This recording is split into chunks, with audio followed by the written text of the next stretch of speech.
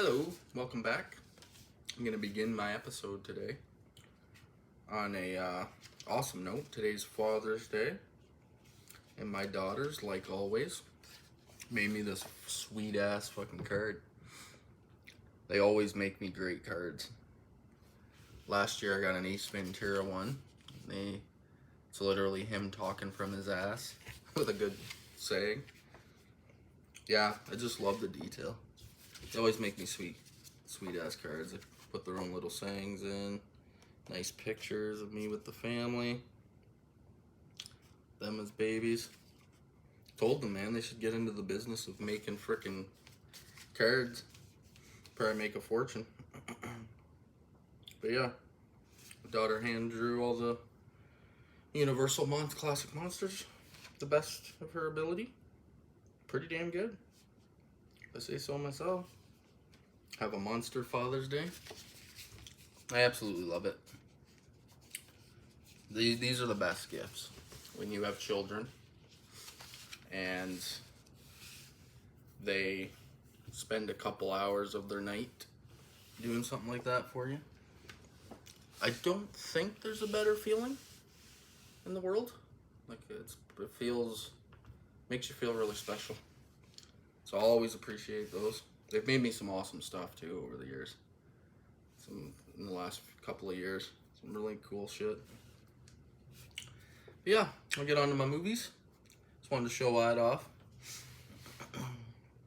I didn't watch a whole lot. I only have 7 here because at the end of my last episode, I asked if anybody had a year that they would recommend me to do like a complete watch through of everything I have from that year, and then do a video ranking of all my physical media from that year. So I started that, and it's gonna take me a bit because I didn't realize how many I had. I chose 1996. Joe was the one that recommended it.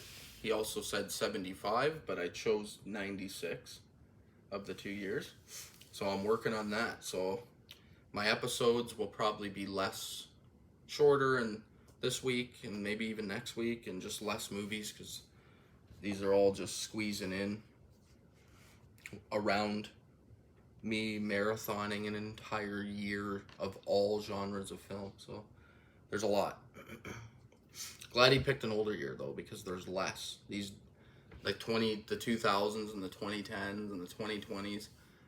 There's like a couple hundred movies that are worthy of a watch from those years. But once you hit the 90s and go further back, there's only like 100 maybe for each year. It's not quite as terrible. But yeah, get right to her. My first one here is 2012 on 4K. This is a thicker 4K box here. Comes with, how many discs is this? 3 or 4? 3 discs. So a Blu-ray of special features, movie on Blu-ray, movie on 4K. Yeah, 2012. Epic fucking end of the world disaster movie. It hits all the tropes.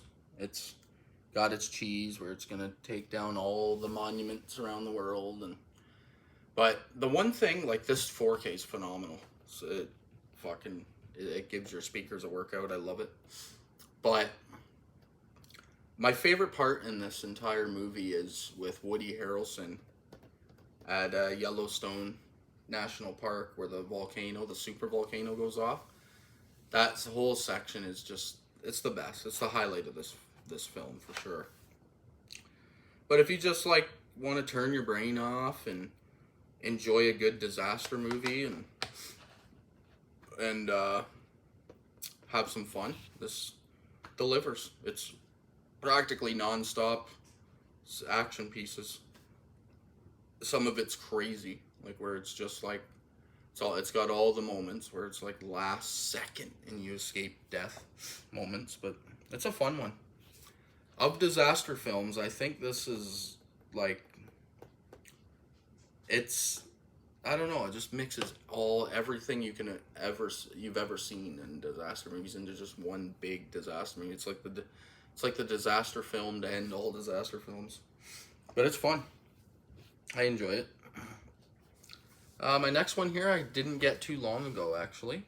This just came out a couple of months ago. This is The Abyss from James Cameron on 4K. This was a really sought after movie for about 3 weeks there. Everybody was trying to get their hands on it on marketplaces and shit. It was just crazy. But yeah, this was the first time I had ever seen The Abyss. I think I seen it when I was young, but I was just too young to remember anything really about it. I just remembered a couple scenes. But I watched, this comes with the theatrical and the special edition. I watched the special edition because it adds more time, which is crazy to say that about a James Cameron movie. Do you need to add more time to his movies? But whatever, it is what it is. But I gotta say, like, this is like a 3 for me, like maybe a 3.5. I'm not the biggest fan of it. I found it a little boring. It felt like, Brendan came over and we were talking about this movie a couple months ago, and like what I was saying to him was, it just feels like every scene is just done too long for me. Like it just feels like you're watching every footstep that a character's taking in the movie. Every character. Just too much of it. Like, they could have shaved probably a good half hour off this just of unnecessary scenes. But, like, I get it. They're trying to world build, and it takes time to show off the ship and just create the atmosphere. I get it. But it's a decent claustrophobic movie with an alien twist. Not a huge fan of the ending, where it's like the aliens are gonna kill us all, basically. Spoiler if you haven't seen it, sorry. But, like, all the acting's excellent. The CG is actually done pretty well. Like, there's some intense moments. Like, Michael Biehn is awesome in this, Ed Harris. Like, it does feel like a big epic movie. But I don't feel like it delivers on the epic moments enough. It's weird. It's like in between being just like a masterpiece of an epic like James Cameron usually delivers. To me, this is one of his lower end outings. But it's still worthy of a watch, and this 4K looks absolutely beautiful. Like, it is, I don't know, some movies are kind of made for 4K. I feel like James Cameron movies are those. They're very, like, technology-based movies when he does it, so it feels like 4K, like you're practically watching a CG video game graphic type movie every time you watched a James Cameron movie, so it, for the most part, so it feels like 4K's kind of made for it. But yeah, check out The Abyss. It's a pretty beastly set. Like, it comes with multi-discs and stuff. But yeah, I didn't have that movie at all either before it came out. Next up here, I have the 1995 remake of Village of the Damned. This one stars Christopher Reeve and Kirstie Alley.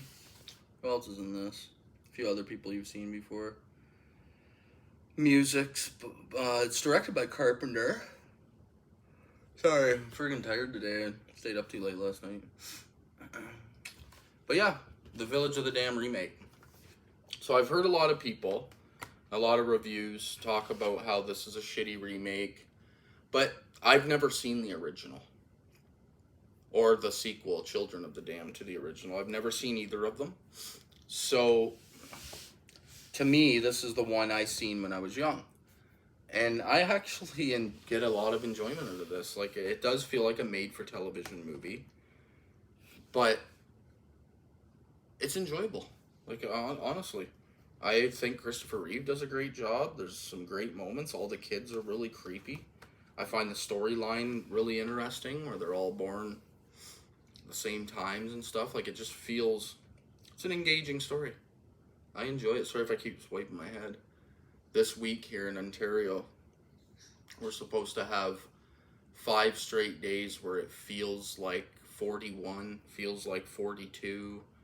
A couple of the days, like 5 days in a row, where it's all feels like it's in the 40s uh, for our weather, which I don't know what that translates to in the States, but it's, let's just say it's as hot as it can fucking get here.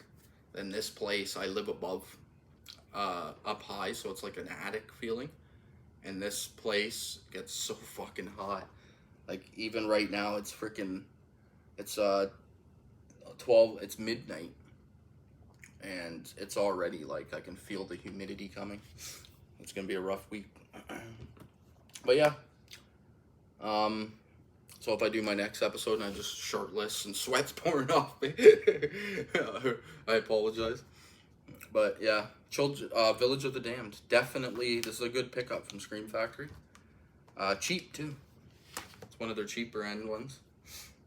Next up here, I did back-to-back watch of the 2 It movies, the remakes of the classic here. And these are hard movies to talk about, as separate movies. Like, I love the first one way more than the second. I think the second one, I don't know, when they're adults, it's less scary to me. When it's terrorizing all the kids, I like that better. And I think the opening to It, where he gets his arm bitten off by Pennywise, is just terrifying. Like, that whole section is creepy as shit. And I love that scene, but here's the problem. To me, it's the scariest moment in the movie, and it's the opening scene. So when I first watched the movie, I was like, that scene boosted me, and I was like, oh, this movie's gonna be freaking insane. And then nothing quite lives up to that scene. So it feels like, it feels underwhelming for the rest of the movie. But with that said, Skarsgård nails this role. I think he's absolutely phenomenal in it. It's probably why he's going back to it again. But it's a career-defining moment or role for him. And the first movie, I don't know, the atmosphere and everything just feels so much more like horror-y to me.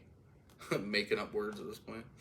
But in the second one, just feels more like your run-of-the-mill horror movie. I don't know, it just feels so cliche. Like, the jokes and everything are, I don't know, it just feels less. Like, the first one I would give like a 4, and the second one I'd give like a 2.5 to 3. That's what I think of those two. But yeah, beautiful 4Ks. If you don't have these on 4Ks, definitely grab them. They both utilize it, the colors perfectly in that. And next up here, I'm gonna go with one of my favorite movies of all time, and that's The Shining here on 4K. Another beautiful one. Must-see movie in the horror realm, in my opinion. Everybody knows all the stories about Stephen King hating it and being changed from his book so much. And I respect that on Stephen King's part, that he's mad that they changed his book. But what Stanley Kubrick did in this movie is he made, in my opinion, the greatest Stephen King adaptation of all time. And I love Stephen King, and I think he's one of the, if not the greatest horror writer of all time. But when you're complaining that someone changed your book so much and it turns into like one of the greatest horror movies ever made, on lists of like one of the greatest films in general ever made, it's hard to be on your side on that particular argument, because if all of your other movies stuck to the book so much, why aren't they as good as this one? Like it makes me wonder whether Kubrick took his book and made it better. So it's hard. It's hard. But I understand why you'd be mad, of course. And here's the thing, I've never read The Shining.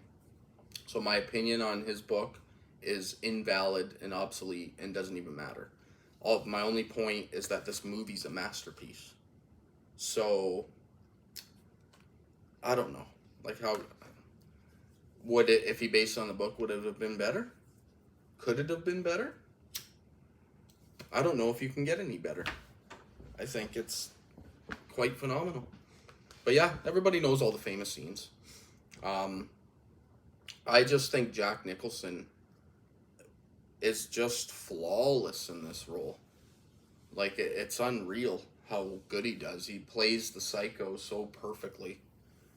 And he's creepy in it. And just like, I don't know. There's something about this movie. When I'm watching it, I love the isolated hotel setting. Like, the atmosphere makes me fall more and more in love with the movie every single time I watch it. This one's a 5 for me. Like most people that watch The Shining, it's hard to deny. It's hard, like, if you watch it and you just come out and you're like, oh, that was stupid. Like, I don't know how you could actually process that in your head. I could be like, this movie wasn't for me. I could understand that argument, but I think you have to give this a 5 regardless. But to each their own. At the end of the day, everybody loves movies for different reasons. And I'm happy that people even watch anything, so I don't judge people on what they watch. If you like movies, you like movies. But yeah, you have to pick up The Shining. Oh, I felt like my disc was loose and was flopping around in there, but nope. And then my last one for this episode. This is my second one of this series. This is from Film Masters. This is another boutique label. They've only put out maybe like 9 releases at this point, so they're actually collectible if you wanted them all. I think I have 4 of them. I'm probably not going to collect them all because the ones I'm missing, there's only 2 I'm missing that I want in my collection still. And then the other 3 are movies that I, to be honest, have no interest in, so I'm not going to pay an extreme premium. If they ever go on sale, I'll grab them, obviously, just to complete the set. But yeah, this is Beast from Haunted Cave. These are both directed by Roger Corman. And Ski Troop Attack. And I'll start with the B picture here. So these are double headers. Pretty sure, don't quote me on this, but I'm pretty sure that whenever this Film Masters series releases a 2-pack like this, that they came out like that at the drive-in theater. They were a double header. So I'm guessing Ski Troop Attack would have been the B picture, and your main feature would have been Beast from Haunted Cave. So it's enjoyable when I buy these to watch them like that. So I watched Ski Troop Attack first. And it's not a horror movie, Ski Troop Attack. They're both on their own discs as well. It is a war movie directed by Roger Corman. And what year did Ski Troop Attack come out? This was, oh man, please tell me you put years on because I did not look it up. They both came out in 1959. So, Ski Troop Attack is basically a war movie set in the snowy mountains, and all the fights are done on like skis. Really cool stuff. Roger Corman, in order to save money, he uses like stock footage of Nazis, like marching and stuff, like real life footage, just so he doesn't have to film scenes, just to save cash. And it's actually pretty good. Like, at first I was like, oh man, I was disappointed because I thought it was going to be some kind of snowy mountain horror movie. And when I realized it was like an actual war film, I was like, oh man, I'm slightly disappointed. But as the movie went on, I actually got sucked in and all the characters were done good. Another thing is, it's the same actors in both of these movies as well. Yeah, it's a lot of the same people in both movies. Mostly the same people, actually. And they're all excellent. Like, they all do great jobs. But yeah, Ski Troop Attack, I don't need to say much. It's just the troops, the good guys versus the Nazis in a snowy mountain ski setting, and they're just trying to figure out how to survive a Nazi attack. And there's some good moments where the all the good guys are talking amongst each other, and they're asking each other, like, should we move on and get out of here, or should we stay and try to defend this position? It's like a suicide mission sort of feel. So it's a decent storyline. It weaves together a pretty good story. I would give it, like, I know I'm overselling it a bit. My personal score would probably be like a 2.5. But like that's way better than I was expecting from a 1959 war picture that's directed on no budget. And then the second feature here is Beast from Haunted Cave, also 1959. And this one, it feels almost the same in like the setting. It feels like they filmed both these movies together, basically, back to back, which they probably did, because it's snowy mountain setting as well. This one has a group of guys that did a heist, and they're trying to escape in the mountains and stuff. And then there's a couple people that are along with them that don't know about it, and there's some twists there, and they're finding out about it. And then at the same time, it's a monster movie. So up in the mountains, there's a cave with a creature in it. Now, I'm gonna be honest, this isn't much of a creature feature. It really, it's got a nice thick booklet too that this comes with. It's more about the storyline and the characters talking to each other. Like this would be another 2.5 for me. It does come with an extended and a theatrical version for that movie. They both look great too, by the way, for how old they are. But it's more about the storyline. Like, the creature, some of the effects on it look cool. Like, it almost looks ghostly in some scenes. But it just wasn't as good. My last double feature by Film Masters was The Terror and Little Shop of Horrors, and both of those were excellent. This one is a step down. Both of these movies are not on that level, but they're still worthy of a watch. And like, I'm hoping Film Masters keeps giving us these just low budget, oddball movies that, in other words, I would never have in my collection if they didn't put them out. I love getting new movies, and these double features just, I don't know, they just put a smile on my face. I love watching a double feature back to back like that is made to go together. It just feels, I don't know, I love it. So I get more enjoyment out of it than I probably should for some of these. To your average person, they're probably way less. I didn't look up to see what the average score was for these movies. I don't do that until after, on my channel, after I've done a pile. I put them into my Letterboxd and rank them and everything on there, because it archives them for you. Letterboxd is such a great little app. Like, I just freaking love it. They have like every single movie ever made on it, and you can I'm a premium member. I signed up to the yearly membership because it gives you options to I'm gonna sit here and sell you Letterboxd for a couple minutes, but yeah, I'll get off this. This is a must buy. Grab it. But on Letterboxd, you can search by year, and then you can define your search, and it'll give you every film from every single year.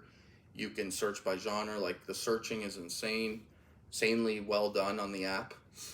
And when you star a movie out of 5 stars, and you can go on and see what the average is. It logs it for you as a watched movie. You can write reviews if you want on the movie. You can do everything you would ever want to do with movies, actually. Like, it's amazing app. And like, I create lists as well. It's another thing you can do, is you can create a list. So when I watch movies, I have a list for every single year, going all the way back to 1920, because 1920 is the earliest movie I've seen. I've seen a couple from that year. And so I have all the lists, each one for each year, and I just, whenever I watch movies, I add them into the list for that year, and I slide them and rank them on there on what year. Like, each year's ranked, basically, as I'm doing it. And then I signed up to their premium membership. It was like $30 for the year or something. And it adds all kinds of features, but the best feature it adds is the stats section. So you can click on your stats, and it shows you it shows you everything compiled into one. So it'll have all kinds of lists, like IMDb's top 1,000 list, like just dozens of lists, and it shows you the percentages of movies you've seen from each of the lists. It puts you can put all of your directors into most watched or highest rated, all kinds of shit like that. It shows you everything, all the producers, writers, shows you all that, companies that you film. It even gives you a map at the bottom that shows you it's the entire Earth. And as you watch movies, it lights up all the countries that you've seen a movie from, and you can rank it in countries, like your highest rated countries, your most films watched countries, stuff like that. It's really freaking cool. Like, I'm absolutely addicted to Letterboxd. I have been since before I started my channel. It's been like a few months now. But it's just an awesome site. You can also follow people. They can follow you. You can literally see you got updates from everything they watch. If they post something, you get an update for it. Tells you what they thought of it, and if they're ready to review on there. So yeah, I totally recommend Letterboxd to anybody that loves movies.